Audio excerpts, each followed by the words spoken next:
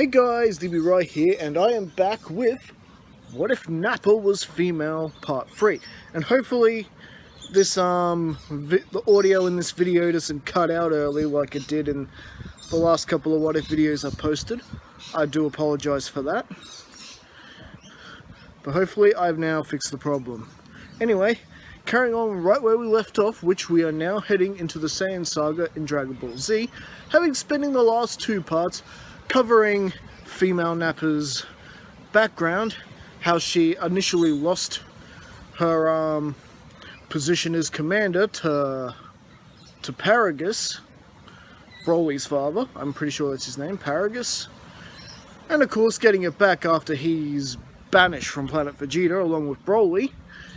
And her years being assigned to a low-class unit, Bardock's unit specifically, really gave us a different version of Nappa than we're used to.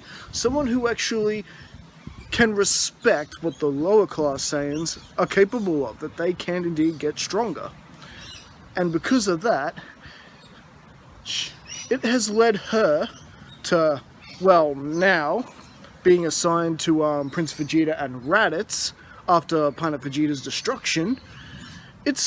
She's been able to be sort of the surrogate mother and father figure for Raditz, training him and making sure he can hold his own in battle.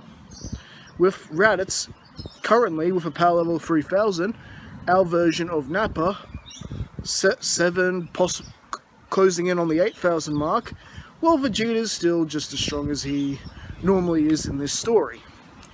And well, Vegeta still likes to belittle both of them.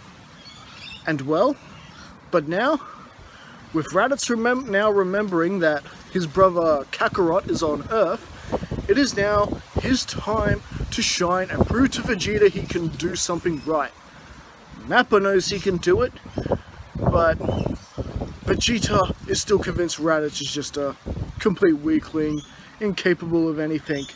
And well, Vegeta has given Raditz explicit instructions: if Kakarot refuses to join, kill him. Even though, so with that, Raditz is indeed on his way to Earth. Before he leaves, however, Nappa puts Raditz aside and tells him, no matter what, if Kakarot refuses, let it go. Just come back. And why would Nappa do this? Well, out of respect for Bardock. Because remember, in part 1, she was part of Bardock's crew. Our version of Nappa was part of Bardock's crew, initially replacing Guinea's position, when Guinea was in Bardock's unit. And she got to know him quite well, and understood that even a low-class Saiyan, someone with a measly power level of 2, someone like Kakarot, could rise to become strong someday. And killing another Saiyan, killing your own kind, is something you just don't do. You just don't do. Of course, the original Nappa would do so, and if she hadn't joined Bardock's unit, she probably would do the same thing. But as far as the mid-class Saiyans and the lower-class Saiyans were concerned, if you killed your own kind, you crossed the line. And well, so Raditz is on his way to Earth and contemplating whose orders is he going to follow.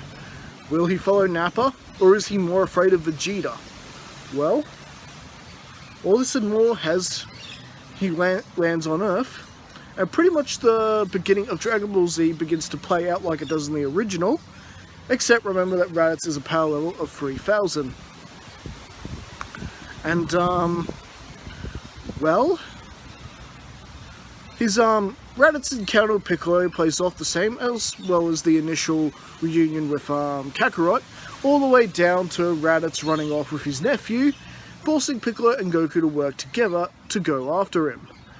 And needless to say, both Piccolo and Goku are terrified, because what they're sensing is stronger on the scale to what they sensed in the original timeline. They pretty much realize that pretty much walking in a slaughter at this point, but Goku and Piccolo have to do whatever they can to save the Earth from this tyrant, and of course, Goku is more concerned of saving his son at this point. So, caution is being thrown to the wind here, and, well, the battle is much less going on like it does in the original, but you can tell that this more powerful version of Raditz is literally playing around with Goku and Piccolo as if they were mere children or toddlers. It's he's not using a percentage of his energy. He doesn't even use the double Sunday. That's how easy he's taking it at the moment. Because he's more stronger than his original counterpart, his cautious nature has sort of died down a little bit. So he's not as cautious as the original Raditz and not thinking as clearly. And pretty much Piccolo and Goku are taking a ferocious beating, even worse so than their original counterpart, at least until Goku manages to grab the tail of Raditz. Aha! They spent all this time working on his strength, they forgot to work on his weakness, and yeah, pretty much Raditz is on the floor now, and Piccolo is charging the special beam cannon, and well, Goku is not falling for the "please let me go, I'll never come back to the planet again," because even Goku can recognize that Raditz is too powerful to just let go.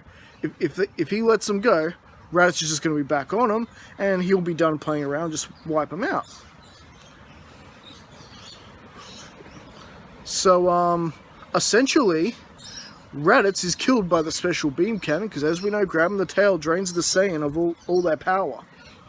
So, the special beam cannon is more than enough to take out Raditz, and, well, Nappa is very disappointed in Raditz, but understands that Raditz died of his own carelessness. Vegeta, on the other hand, he's laughing his tail off. Ha ha ha! He couldn't even handle weaklings like that! Here he is, handling sparring matches with you and me, and he couldn't even beat someone 15 times weaker than me! Or at least twice as weak as Raditz was. Raditz is laughing, and Nappa is wanting to deck the prince in the schnoz, as it were, for the comment, but ultimately realizes that, you know, Vegeta is right. But Nappa is also sort of blaming himself. You know, maybe she should have went instead. At least she could have done with the fallback and wrath of the prince if, But yeah, Raditz was obviously too afraid of Prince Vegeta, that Prince Vegeta might kill him if he failed, that, yeah. But in the back of Nappa's mind, as they're going down to Earth, Nappa does not have a thought of revenge on her mind, killing Kakarot for what they did to Raditz. No way. In fact, seeing how the prince just treats his underling, it's very much like how Frieza treats them. And Nappa can't help but feel impressed in a way by Kakarot. Kakarot took on someone twice as strong as he was, and managed to beat him, save his son, and in this timeline not managed to get himself killed in the process. Perhaps Nappa has a way to free herself, from Vegeta's grip, and potentially maybe even Frieza's. And so, essentially with that, she and Vegeta are on their way to Earth, but what's going to happen? Meanwhile, sensing the oncoming threat, Kami is granted special permission by King Gamma to send one warrior into Otherworld in order to receive training from King Kai. Of course, Goku is the best choice for this. And so, he's off, making the run the Snake Way. Well, Piccolo is of course training Gohan much like he does in the original, and everyone is getting their training much like they do in the original, so nothing really much different there. And well, pretty much that whole thing plays out exactly like it does in the original story. Everything up until Goku's able to make his way back.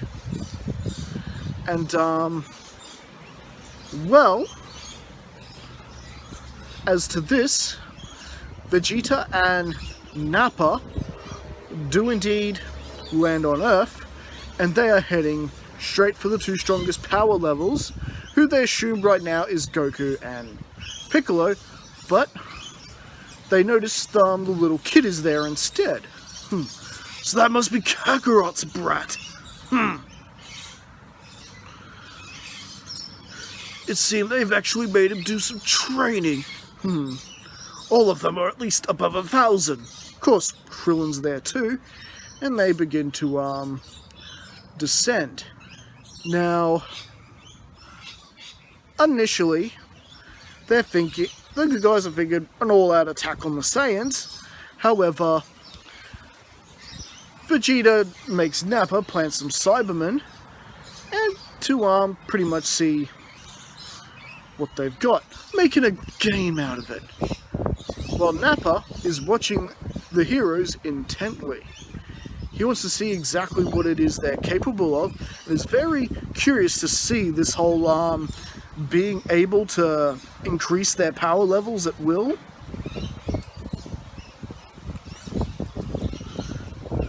And well, whatever she is planning and deciding, whatever's going on in her head, will come down to these crucial moments, and that is where we're going to leave things. So what do you guys think? Did you enjoy this part of the story? I know, it's pretty much played out much like how the beginning of Dragon Ball Z plays out, I will grant you. But what's going to happen here? Is Nappa going to change side? Is any feelings of revenge actually pointed more towards the Prince for sending Raditz to his death? All this and more next time, as we continue, What If Nappa Was Female? Catch you later, and I will see you guys next time.